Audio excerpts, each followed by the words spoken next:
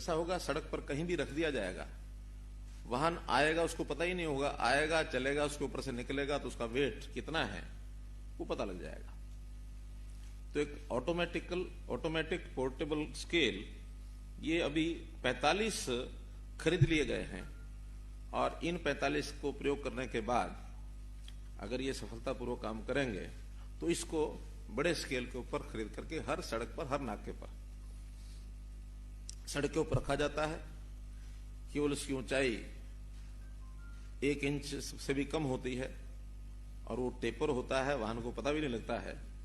वो अगले पहिए पिछले पहिए दोनों उसके ऊपर चढ़ते हैं तो उसके जाते ही वहां एक स्केल साइड में मीटर लगा होगा तो साइड में उसको पता लग जाएगा कि ये वाहन ओवरलोडेड है या नहीं है।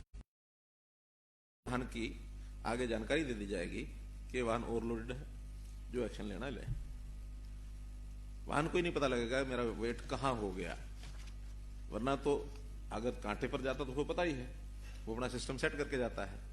तो एक इस पर भी हम काम कर रहे हैं। माइंस का ई रवन्ना सॉफ्टवेयर है और जो ई रवन्ना सॉफ्टवेयर है अभी जो हमारा ट्रांसपोर्ट डिपार्टमेंट का वाहन सॉफ्टवेयर है उसके साथ इंटीग्रेशन नहीं है। जो ई रवन्ना सॉफ्टवेयर है उसमें तो उसका वेट पता लग जाता है कि कितना वेट है। अब अगले 2 महीने में ये ई रवन्ना सॉफ्टवेयर और वाहन सॉफ्टवेयर इनका इंटीग्रेशन हो जाएगा कि माइंस से जब वो चीज ई रवन्ना सॉफ्टवेयर से उसका वेट करके चलेगी तो वो ट्रांसपोर्ट डिपार्टमेंट को भी पता लग जाएगा कि वो जो वाहन आ रहा है ये इतना वेट लेकर के आ रहा है, इसलिए उसकी भी चेकिंग ऑटोमेटिक हो जाएगी जब वो चलेगा वहीं से। अब चूंकि माइंस डिपार्टमेंट ने थोड़ा सख्ती कर दी है, हर एक माइंस में ई रवन्ना के बिना वहां से गाड़ी निकल नहीं सकती है और ई रवन्ना के हिसाब से उसका वेट का भी, हालांकि वहां तो केवल रेवेन्यू के कारण से उसका उपयोग हो पा रहा है, ओवरवेट के कारण से भी नहीं हो पा रहा, लेकिन इसके साथ यदि जुड़ जाएगा तो फिर ओवरवेट भी अगर है तो वो पकड़ा जाएगा।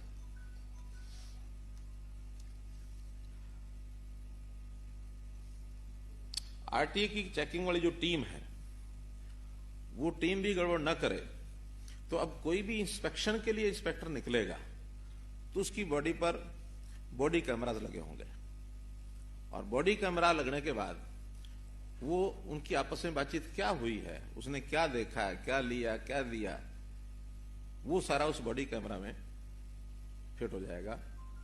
उस बॉडी कैमरा की सारी रिकॉर्डिंग ये डिपार्टमेंट उसको देख सकेगा, सुन सकेगा, ताकि ये जो आता है कि भाई इंस्पेक्टर जो है वही गड़बड़ करने वाला है तो उसके ऊपर भी नजर रखने के लिए टेक्नोलॉजी की ये सहायता की जाएगी। इसी प्रकार वाहनों की जो पार्किंग है,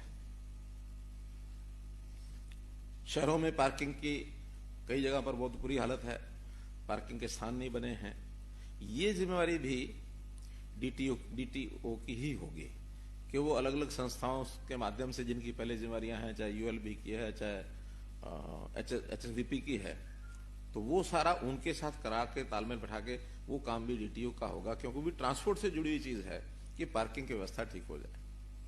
इसी प्रकार रोड साइड में लोग गाड़ियां खड़ी कर देते हैं, वो भी हेफाजतली खड़ी न करें। अभी तक उसकी चेकिंग जो पुलिस के जिम्मे है, अब उसकी जिम्मेवारी भी डीटीओ की होगी। तो ये विषय भी उनको दिया गया है। हर शहर में ट्रांसपोर्ट नगर, अभी तक ये काम एचएसबीपी या अर्बन लोकल बॉडीज के माध्यम से ही होता है। काम बहुत स्लो हो जाता है, योजना बनती है 5-5 साल 10 साल लटका रहता है। वो काम भी डीटीओ को दिया जाएगा ताकि हर एक शहर में जहां कंजेशन ज्यादा है या जो ये ट्रांसपोर्ट नगर खास करके जो ट्रांसपोर्टर्स हैं उनके सबके केंद्र वहीं बने, वहीं से लोड करें, अपलोड करें, शहर अंदर से भी कंजेस्ट हो जाए। तो ये ट्रांसपोर्ट नगर का भी काम उनको दिया जाएगा।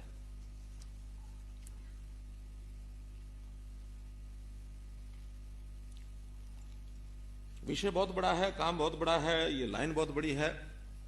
जहां तक मुझे जानकारी दी गई है कि कमर्शियल वाहन की संख्या हरियाणा में लगभग 1.25 लाख है। तो 1.25 लाख वाहनों का रोडवेज अलग है इसमें, या प्राइवेट व्हीकल जो पैसेंजर व्हीकल प्राइवेट वाले का नहीं, कारें वारें वो सब अलग हैं, लेकिन केवल कमर्शियल व्हीकल हैं प्राइवेट। इन सबको ही संभालने के लिए इस डिपार्टमेंट की पूरी जिम्मेदारी होती है। तो इनकी समस्याएं भी बहुत आती हैं, डे टू डे की समस्याएं हैं या लंबी भी होती हैं। इन सबको डिपार्टमेंट से संपर्क करने के लिए एक अलग से डेडिकेटेड लाइन, वो भी आज डिपार्टमेंट ने तय किया, बहुत जल्दी कोई नंबर उसका देंगे एक लाइन लेकर के, ताकि किसी को कोई समस्या आती तो वो अपना इस हेल्पलाइन का उपयोग कर सकेगा।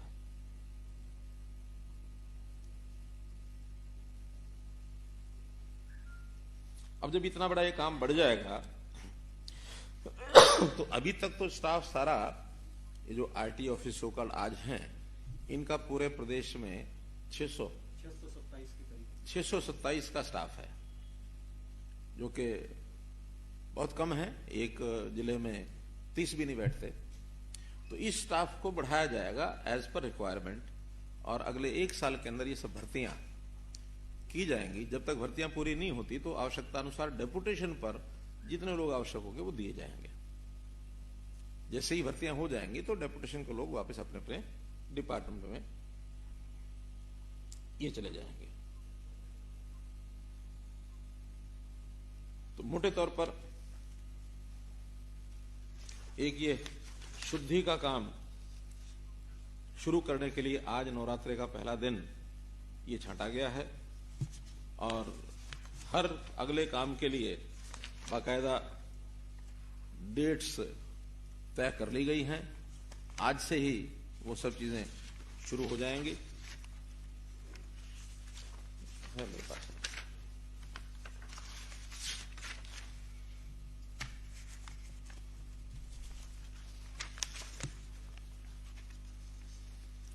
आज ही ये नियुक्तियां हो जाएंगी। जैसे मैंने बताया 2 दिन के अंदर अंदर सभी जो यूसीएम्स हैं उनकी लिस्टें ये दे दी जाएंगी। सभी आरटीए से, डीसी से ये स्वयं मैं एक वीडियो कॉन्फ्रेंस करके बात करूंगा, सारी योजनाएं ठीक से उनकी सिस्टम शुरू हो जाए, और जितने नए प्रावधान हैं उनके सबके कब टेंडर होगा, कब तक पूरा हो जाएगा, कब तक भर्तियां हो जाएंगी, ये सारा टाइम टेबल शुरू हो जाएगा। मोटे रूप से इसको इफेक्टिव करने में हमको लगभग 2 महीने लग जाएंगे। आज से शुरू करके 2 महीने तक सारी चीज फुल प्रूफ हो जाएगी। लेकिन मैसेज आज ये इसलिए दिया जा रहा है कि इमीडिएटली जिन लोगों को सावधान होना सावधान हो जाए, और इसके बाद आगे करने की मनस्थिति न रखें, क्योंकि ये भ्रष्टाचार बहुत नीचे तक बहुत जगह पर फैला हुआ है। अभी तक हमने सारी पॉलिसीज, सारे सिस्टम्स ऊपर बनाए हैं, लेकिन उनको हर विभाग के अंदर क्या कुछ किया जा सकता है उसको हम एक एक विभाग करके कर रहे हैं। जैसा मैंने पहले उदाहरण बताया, रेवेन्यू डिपार्टमेंट, फिर ये फूड एंड सप्लाई डिपार्टमेंट, अभी आज ट्रांसपोर्ट डिपार्टमेंट। बहुत जल्दी 1-2 विभागों के और करेक्टिव मेजर्स क्या हो सकते हैं वो भी आपके सामने लेकर के आने वाले हैं। कोई बात और है क्या मित्रों? कोई विषय अब बताओ।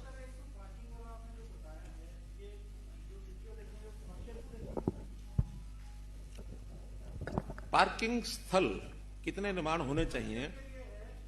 नहीं, शहर की ओवरऑल पार्किंग, आखिर शहर की ओवरऑल पार्किंग जिसमें कारें जहां खड़ी होंगी, स्कूटर जहां खड़े होते हैं, जिनका निर्माण बहुत लटके हुए हैं, जहां कहीं अभी जमीनें उपलब्ध नहीं हो पा रही हैं, संबंधित डिपार्टमेंट से बात करेंगे।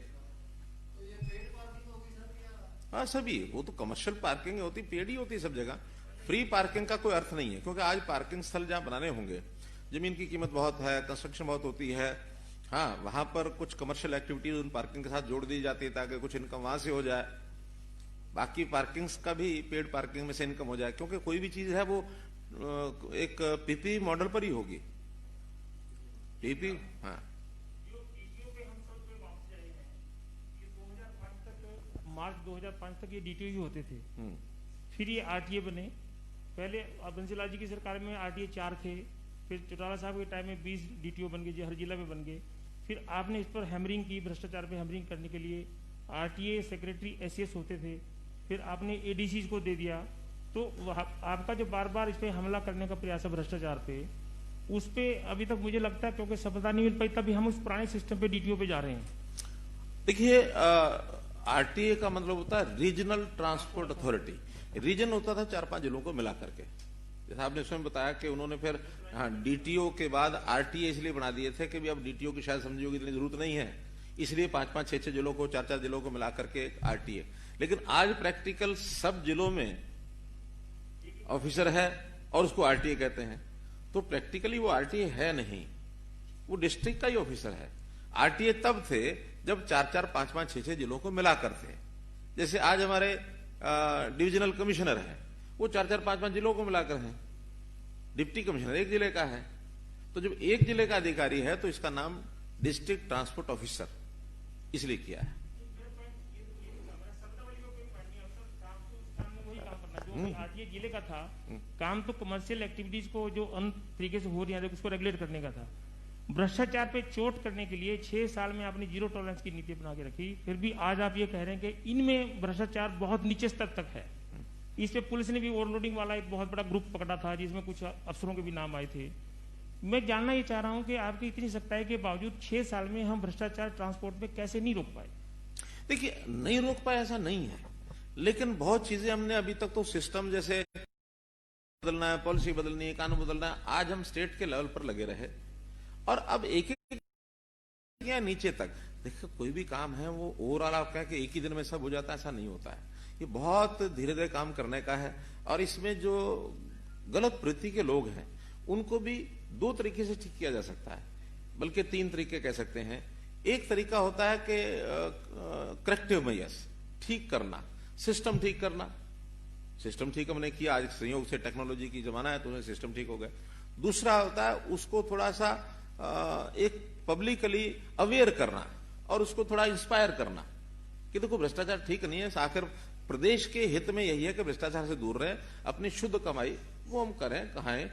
बेरोजगारी भी कई बार गलत काम करने के लोगों को प्रेरणा देती है। रोजगार के नाते से हम बहुत सी चीजें कर रहे हैं और आज हमारे यहाँ कहने के लिए विपक्ष कुछ भी कहता रहे, आज हमारे बेरोजगारी उतनी बड़ी मात्रा में नहीं है जितनी हम दूसरे प्रदेशों में, बिहार में, छत्तीसगढ़ में, झारखंड में या उन प्रदेशों में देखते हैं, बंगाल में देखते हैं।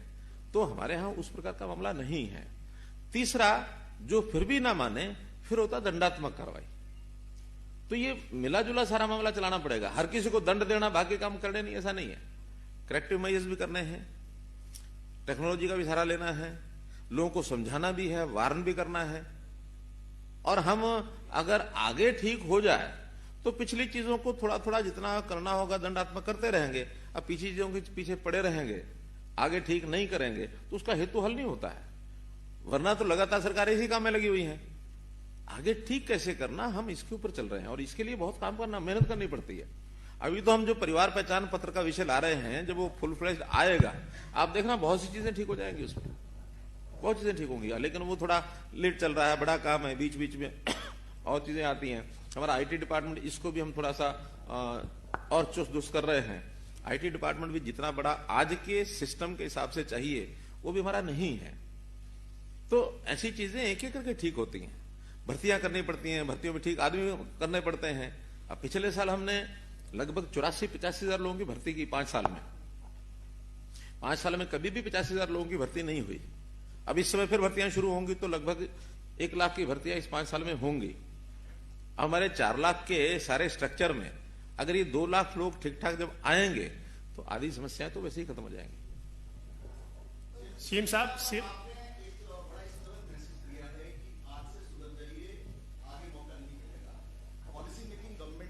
है इम्प्लीमेंटेशन जो एडमिनिस्ट्रेशन का है सर, ऐसे में लॉन्गर टर्म में आपने एक इनिशिएटिव लिया है करप्शन को इरेडिकेट करने का, लेकिन जो इम्प्लीमेंटेशन ग्राउंड पर रहती है या रियलिटी में उसको उतना नहीं उतार पाता, तो उसकी इनकॉन्टिन्यूशन किस तरह से चेक किया जाएगा कि ये जो चीजें आप कर रहे हैं, जो टेक्निक्स आप ला रहे हैं, उसका सही से इस्तेमाल हो रहा है और जिस चीज के लिए लाया जा रहा है क्या उस पर रोक लग रही है या नहीं लग रही है? देखिए, उसके लिए मैंने अभी मेथड बताया।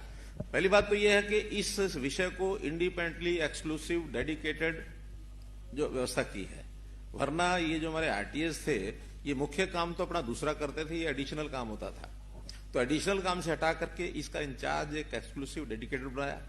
दूसरा, इसमें सिलेक्शन करते समय हम जो ठीक अफसर हैं, ईमानदार है, आखिर अफसर हर तरह के होते हैं, आपको भी पता है, तो हमें अच्छे जो ऑफिसर है 22 वो छांट करके, उसको हमने ये तोड़ दिया कि भी केवल IAS या HCSC होंगे, हम बाहर की एंट्री भी करेंगे इसमें, तो अच्छे 22 ऑफिसर लगाएंगे, लगातार इनके साथ राब्ता रखेंगे, कोऑर्डिनेशन रखेंगे, इनके साथ वार्तालाप करेंगे।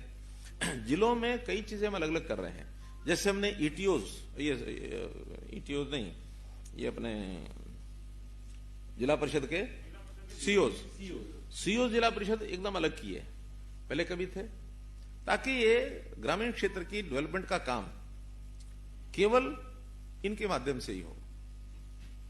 इसी प्रकार हर जिले का म्युनिसिपल कमिश्नर DMC ये हमने अलग किया, वरना ये भी DC के ऊपर या बाकी लोगों के ऊपर रहता था। अब ये तीसरी व्यवस्था ये अलग कर दी है।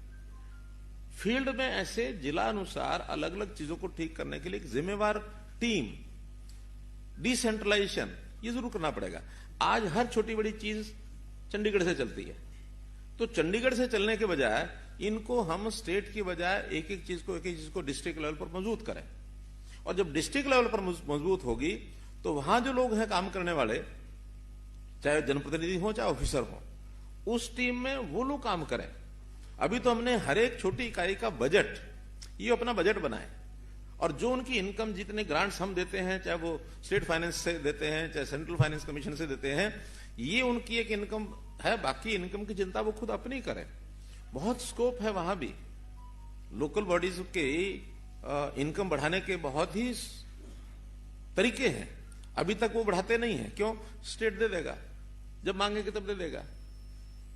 तो इसलिए सिस्टम्स बनाएंगे तो नीचे जाकर के जिम्मेवारी का भाव भी आएगा। तो जिम्मेवारी का भाव जितना नीचे जाएगा उतना एक छोटी इकाई में वो लोग इसको बढ़िया से कर पाएंगे। तो इसलिए एक ही विभाग किया है, आगे और विभाग आएंगे जिनको एक एक करके करेंगे, लेकिन हम बिल्कुल और फिर हम जन भागीदारी भी करेंगे हर एक विभाग में। सीएम साहब, आपने ये कहा कि आज आपने एक विभाग किया है, पीछे भी आपने कई चीजों को डिजिटलाइज किया है। आप हरियाणा में सर पिछले दिनों पूरे प्रदेश की किरकिरी हुई शराब की तस्करी के मामले में, डिस्टिलरीज कितनी शराब बनाती है, बाहर जाती है, हरियाणा में पकड़ी जाती है। इस मामले में सर आप क्या सोचते हैं कि ये जो शराब की डिस्टिलरीज के ऊपर निगरानी रखने की, या फिर कितनी शराब कहाँ किस तरह से स्टॉक में जाती है, इस महकमे पर और ज्यादा फोकस इस तरह से टेक्निक तौर पर करने की जरूरत है क्या? किया भी बहुत है, जरूरत भी बहुत है। कारण बताता हूं कि ये विषय ऐसा है जो केवल एक स्टेट तक ही सुधार तक सीमित नहीं है। इसमें इंटरस्टेट चीजें ये बहुत मिलीजुली होती हैं, और स्टेट्स की बाकियों की कैसी योजना बनती है उस पर निर्भर करता है। टैक्सेशन भी उस पर निर्भर करता है, ठेकेदार की जो इनकम है वो भी उसी के ऊपर निर्भर करती है।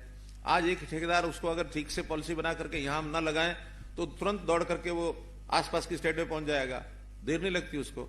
और इन ठेकेदारों के तो हाथ सभी स्टेट्स में लगे हुए होते हैं, स्मगलिंग भी बहुत होती है। अभी हमारा जो एक पैमाना है जिसके ऊपर हम खरे उतर रहे हैं, हम लगातार 2015 से लेकर 2020-21 तक जिस पर हम खरे उतर रहे हैं, 2014-15 में जहां तक मैं समझता हूं हमारा 3200 करोड़ रुपया रेवेन्यू था एक्साइज का, और वो बढ़ते बढ़ते पिछले साल 6600-6400 एकदम डबल हो गया था 5 साल में। और इस बार हालांकि एक सेटबैक हमको लगा कोविड में, लेकिन इसके बाद भी उसको इन्हीं 2 महीनों में जब से खुल गए हैं ठेके और शराब की शराबबंदी खत्म हुई है, तभी से उन 3 महीनों का हमने रिकवर भी कर लिया है, और इस बार हमको लगता है हम 7000 से पार जाएंगे। तो सरकार का तो अल्टीमेटली रेवेन्यू एक पार्ट ऐसा होता है वो घटना नहीं चाहिए। अगर वो बढ़ रहा है तो इसका मतलब कहीं ना कहीं हम चीजों में सुधार ला रहे हैं, लेकिन फिर भी सब सुधर गया है ऐसा दावा नहीं है। सुधारने में हम लगे हैं, क्योंकि इसमें डिस्टिलरीज का अपना एक इंटरेस्ट होता है, फिर ठेकेदारों का अपना इंटरेस्ट होता है, फिर नीचे दुकानदारों का अपना इंटरेस्ट होता है, 2 नंबर के धंधे भी लोग करते हैं। अभी हम पिछले दिनों में सीएम फ्लाइंग स्क्वाड ने कितने छापे मार करके नकली शराब के कितने जगह पर चीजें पकड़ी हैं। फिर स्मगलिंग, कैसे कैसे स्मगलिंग होती है। पीछे एक मिल्क टैंकर में शराब पकड़ी गई। फिर चंडीगढ़ में डिस्टिलरीज लगी हुई है, डिस्टिलरी नहीं वो अपने बॉटलिंग प्लांट्स, कोई डिस्टिलरी नहीं है, लेकिन बॉटलिंग प्लांट्स वहां पर शराबें बना करके और खूब सप्लाई करते हैं। चंडीगढ़ जितनी खपत होती है उससे मेरे ख्याल 10 गुना से ज्यादा वो बनती है बॉटलिंग प्लांट्स में। बहुत कॉम्प्लिकेटेड सा मामला है, अगर ठीक से समझना हो तो एक बार जरा उन लोगों से मिलाओ जाके।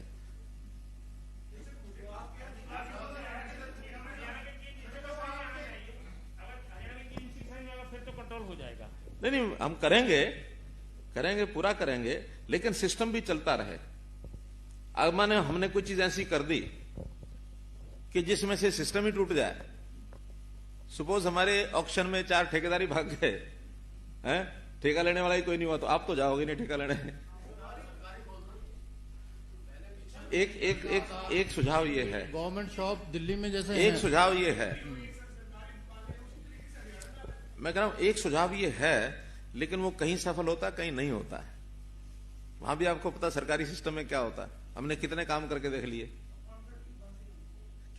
देख लिए, इसलिए सरकारी शुरू करना बड़ा आसान है, क्योंकि पैसा बहुत होता है, बजट चला जाता है, एम्प्लॉइज आ जाते हैं, लेकिन जब वो फेल होता है तो उसको बंद करना भी मुश्किल हो जाता है।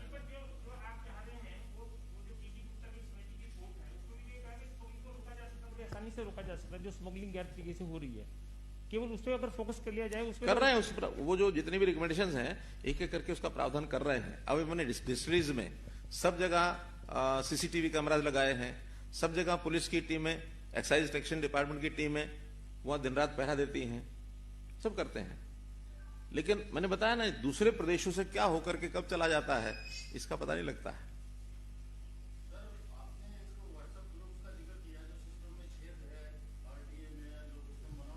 एक्शन हुआ या इन फ्यूचर क्या उसके लिए तैयारी है? दूसरा सवाल यह है कि कोविड में क्योंकि फाइनेंशियल हेल्थ ठीक नहीं थी स्टेट की, अब क्या हालात है? क्योंकि आप वित्त मंत्री भी हैं, कितना, क्योंकि सैलरीज भी कई डिपार्टमेंट में सुनने में आ रहा है लेट हो रही है लगातार।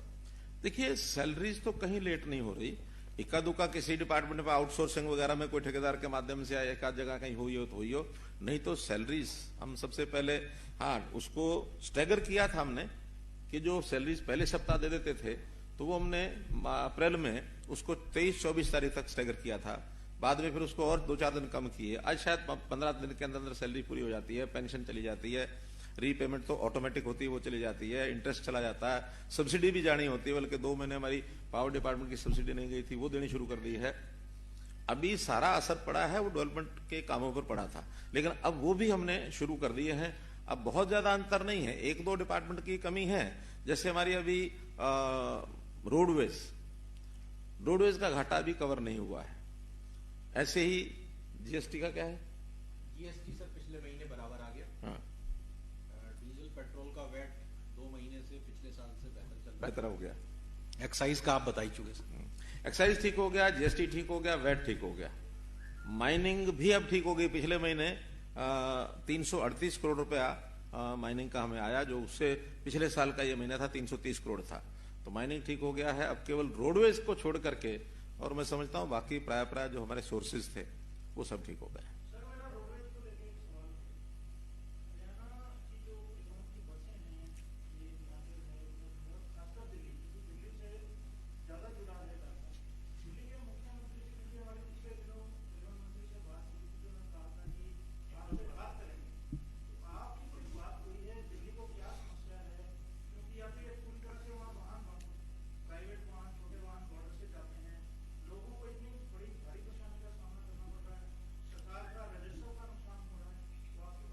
देखिए, अभी तो हमने ऑफिशियली डिपार्टमेंट की ओर से सभी प्रांतों को पत्र लिखे थे, और उसमें मुझे लगता है हिमाचल और शायद पंजाब ने तो किसी ने क्लियर कर दिया, हिमाचल और उत्तराखंड ने क्लियर कर दिया।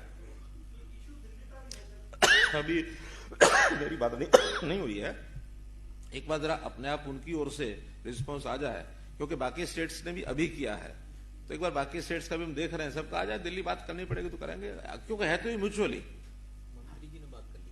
अच्छा, आपने किससे हुई थी? दिल्ली मेरी ट्रांसपोर्ट मिनिस्टर से, हमारे ट्रांसपोर्ट मिनिस्टर की बात करके जल्दी करेंगे। नहीं, अभी वो मीटिंग करेंगे, मीटिंग करके बताएंगे ऐसा करें। ट्रांसपोर्ट मिनिस्टर ने जी वहाँ के ट्रांसपोर्ट मिनिस्टर से बात की थी उन्होंने कहा कि ये तो बड़ा डीएमसी का अलग है, बोर्ड का निगम की बसें अलग है, 3-4 टाइप की बसें चलती हैं। बता रहे हैं उन्होंने ये कहा था लेकिन इशू तो आपका आ रहा है, इनकी बात को तो कोई ज्यादा माना नहीं गया। इशू है कि मैंने इनसे कहा था कि चीफ मिनिस्टर साहब से रिक्वेस्ट कर लें कि चलो। गृह मंत्री अमित शाह जी से बात करें, तब जाके इशू रिजॉल्व नहीं, ऐसा है कि बाकी स्टेट्स का जैसे एक करके हो रहा है, जब लगेगा अभी बाकी स्टेट का होगा, केवल दिल्ली रह गया तो उस समय कोई भी बात करनी पड़ेगी, करेंगे। दिल्ली वालों ने कहा था कि हमारी कमेटी होती है, एमसीडी की है, दूसरे हैं, हमारा ट्रांसपोर्ट भी इसमें में है, 4 महकमे इसमें जो इन्वॉल्व करा, हम मीटिंग करेंगे, जल्दी इसकी परमिशन देंगे। अभी बात हुई। कोई चीज जब चल रही होती है तो उसमें थोड़ा टाइम चाहिए होता है।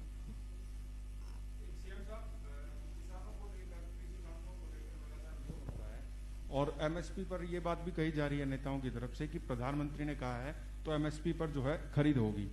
एक तो ये समस्या आ रही है कई जगह कि किसानों को 10-15 दिन हो गए अपनी फसल डाले हुए, उनकी पेमेंट नहीं हुई, और कुछ जगह से ऐसी शिकायतें भी आ रही हैं कि एमएसपी से नीचे जो है फसल खरीदी जा रही है। देखिए, एमएसपी पर नीचे खरीदने की शिकायतें जहां से आती हैं, जो हमने पता किया है, उसमें या तो जो प्रदेश से बाहर के जो लोग हैं बिना रजिस्ट्रेशन के जो आ जाते हैं और जल्दी बेचना चाहते हैं, वो प्राइवेट खरीदार को बेच के जाते हैं, वो फिर जिस ढंग से लेता है। हमने अपने सिस्टम में जहां तक धान की खरीद है, क्योंकि ये नेशनल पूल में जाती है, तो हरियाणा के किसान को परेशानी ना हो तो पहले हरियाणा किसान आते ही फिर हम बाहर के किसानों की लगभग पहले भी लास्ट में ली थी, इस बार भी लास्ट में लेंगे। मंडियों के भरी पड़ी हैं, उसकी कंस्ट्रेंट्स हैं कुछ, और जब ऐसा विषय आता तो पहले अपने प्रदेश के किसान का लिया जाए, और अब हमने रजिस्ट्रेशन बाहर के किसान की करनी शुरू कर दी है। उसी की है जो आड़तियों से जिनका लेन देन है, जो आड़ती कहते हैं कि ये किसान हमारे इन गांव के, इन इलाकों के हमारे हैं, तो उनका रजिस्ट्रेशन शुरू किया है। लेकिन चूंकि बाहर उस प्रकार की फैसिलिटीज नहीं है और रेट मिलता, तो यहां करके वो सीधा ओपनली बेचना चाहते हैं, ओपनली अभी हम नहीं ले रहे। तो सेंट्रल पूल में खरीद वहां से भी हो सकती है, यहां से भी हो सकती है। तो हमारा कहना है कि पहले हम ले लेंगे, उसके बाद उनकी जरूरत होगी तो उनको खोल देंगे। जहां तक धान का विषय है, जहां तक बाजरा मक्का का विषय है, ये चूंकि सेंट्रल पूल की खरीद नहीं है, ये हरियाणा की खरीद है, और इसको हमने वायदा कर रखा अपने प्रदेश के किसान को, एक एक दाना एमएसपी पर खरीदेंगे। खरीदने के बाद इसको या तो वापस मार्केट में बेचना पड़ता है, या हमको पीडीएस में 3-4 महीने के लिए बाजरा मक्का ये देना पड़ता है। मक्का पहले नहीं देते थे, इस बार से वो देना शुरू करेंगे। तो हमारी आवश्यकता जितनी है उतनी तो खपाएंगे, बाकी हमको मार्केट में बेचना पड़ेगा। मार्केट में नुकसान से बिकता है। पिछले साल भी हमारा लगभग 600 करोड़ रुपए इसमें लॉस में गया है। ये हम बाहर की स्टेट का नहीं लेंगे, हमने ओपनली डिक्लेयर किया है। हाँ, अगर कोई और खरीदार यहाँ खरीदता है तो खरीदे, क्योंकि विषय ये आ रहा है कि जब कानूनों में ये है कि कोई कहीं भी बेच सकता है, कहीं भी खरीद सकता है, तो ये बेचने और खरीदने वाले की सहमति चाहिए। बेचने वाला तो बेचना चाहता है, लेकिन खरीदने वाली तो सरकार है। तो सरकार ने ये घोषणा का ही खरीदेंगे, क्योंकि हमें लॉस होता है। तो बाहर जो अगर उनको और कोई मिलता है तो खरीद ले वो, लेकिन मंडी में आकर के एजेंसियों के माध्यम से हम बाजरा मक्का ये नहीं खरीदेंगे।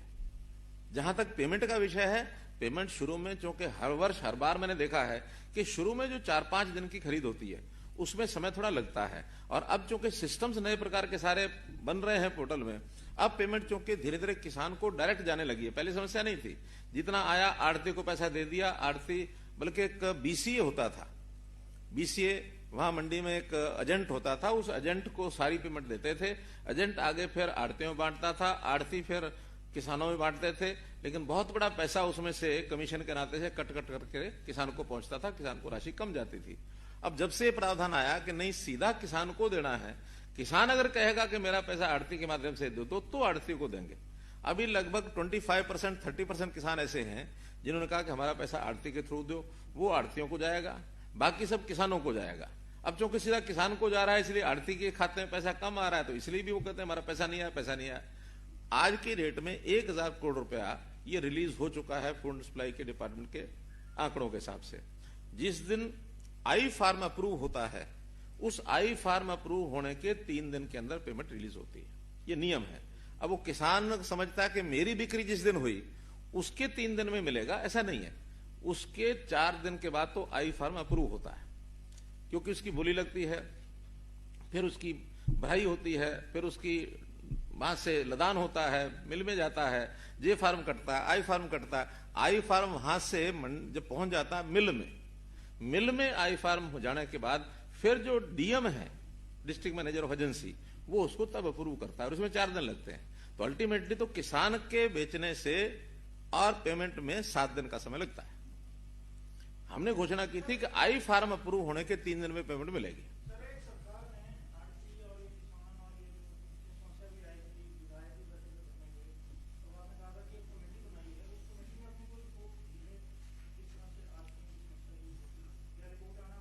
अभी शेष है, और क्योंकि आढ़ती है अपने अपने काम में, और मुझे लगता है कि आढ़तियों की मीटिंग हम बुलाएंगे जब ये प्रोक्योरमेंट का काम पूरा हो जाएगा, और इसमें लगभग अभी 1 महीना, क्योंकि उनकी ओर से भी कुछ तो बैठा के बात करेंगे ना, तभी उस रिपोर्ट को तैयार करेंगे। अगर यूनिलेटरली बता दिया, कह दिया और उनको मंजूर नहीं हुआ तो फायदा नहीं। गवर्नमेंट का करोड़ों रुपया जिन लोगों पे बकाया है वो कई तरह की टैक्टिक्स अपना रहे हैं, आपके सामने भी कई चीजें आई हैं, तो वो पैसा 10-10 साल से रिकवर नहीं हो रहा और अब उसमें कई तरह के खेल हो रहे हैं, कई इश्यूज आपके सामने आए, तो उसकी रिकवरी का क्या है? देखिए, रिकवरी के अपने सिस्टम होते हैं, उसमें आखिर उनसे जो मैंने गारंटीज ली हुई हैं, उनकी जो बीजीज है या उनकी जो भी है, वो तो उनको वो एनकैश करने की बात होती है। कभी कभी विवाद इतना होता है कि वो अल्टीमेटली कोर्ट में चला जाता है, कोर्ट में जाता है तो कोर्ट का फैसला जब होता है तब होता है। आखिर इसकी रिकवरी तो डिपार्टमेंट को करनी होती है। अब समय उसमें कितना लगेगा ये अलग अलग इंडिविजुअल केस के ऊपर होता है। सुप्रीमो है ओम प्रकाश चौटाला, सामान्य तौर पर प्रेस कॉन्फ्रेंस नहीं करते हैं जब से जेल से बाहर आए हैं, लेकिन इस बार उन्होंने प्रेस कॉन्फ्रेंस की विधिवत रूप से बड़ौदा के चुनाव से कुछ समय पहले। 2 बातें उन्होंने की जो आपसे रिलेटेड है, वो आपसे रिलेटेड है, बाकी तो बड़ौदा की तो राजनीति का सवाल हम आपसे पूछ लेंगे। उन्होंने कहा कि बड़ौदा चुनाव के बाद ये सरकार गिर जाएगी और हरियाणा में मध्य अवधि चुनाव होंगे, ये उनकी भविष्यवाणी थी। केंद्र की भी की थी वैसे, पर मुझे हमें लगता है केंद्र में जब 300 सीटें वहां तो मुश्किल लगता है, लेकिन हरियाणा में किस आधार पर कह रहे हैं? तो उन्होंने कहा कि जेजेपी के 7-8 एमएलए विरोध में खड़े हैं, 2 एमएलए उनके बीजेपी में शामिल हो जाएंगे और ये मध्य अवधि चुनाव होकर रहेंगे और बीजेपी तो बहुत बुरी तरीके से वहां पर हारेगी। दोनों कोरिलेट करके थे। तो उनकी इस स्टेटमेंट को आप चीफ मिनिस्टर के नाते और बीजेपी के नेता के नाते कैसे? अगर वो इतने ही बड़े भविष्यवक्ता होते तो आज जहां हैं वहां ना होते। अगर इतने ही बड़े भविष्यवक्ता वो थे तो आज जो उनकी हालत तो क्यों होती?